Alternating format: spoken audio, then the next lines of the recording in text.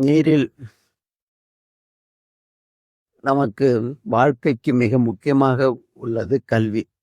இந்த கல்வியானது எப்படி இருக்கும் என்று சொன்னால், என்ன பலன் கொடுக்கும் என்று கேட்டால், வாழ்க்கைக்கு வேண்டிய பதார்த்தங்கள் என்று சொல்வார்கள்.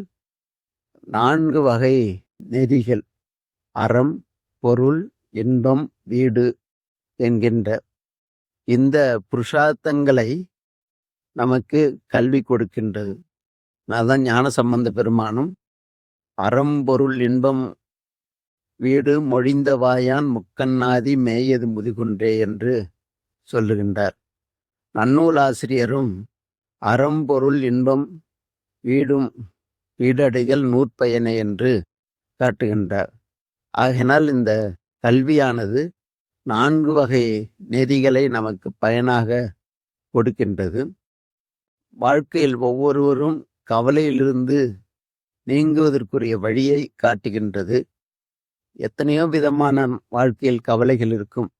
ஆனால் அந்த கவலைகளை எல்லாம் நீக்க செய்வது கல்வியானது.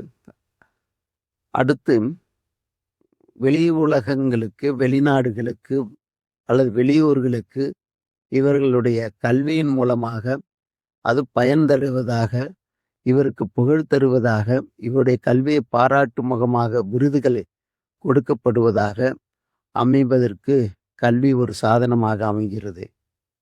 நாம் எந்த நிலையில் கவலையோடு இருந்தாலும் இந்த கவலையில் சை கொடுத்து, இனி நீ கவலைப்படாதே, உன்னுடைய கற்ற கல்வி இருக்கிறது, இதை வைத்து கொண்டு நீ வேறு வேலையில் சேர்ந்து பணி செய்யலாம் என்று கை கொடுத்து ஊக்குவிக்கின்ற நிலையிலே இந்த கல்வி இருக்கிறதுனால் நமக்கு உற்ற உறவினர்களை விட, உற்ற நண்பர்களை விட கல்விதான் சிற்றுயிர்க்கு உற்ற துணையாக விளங்குகிறது என்று காட்டுகின்றார் நீதிநெறி விளக்கத்திலே.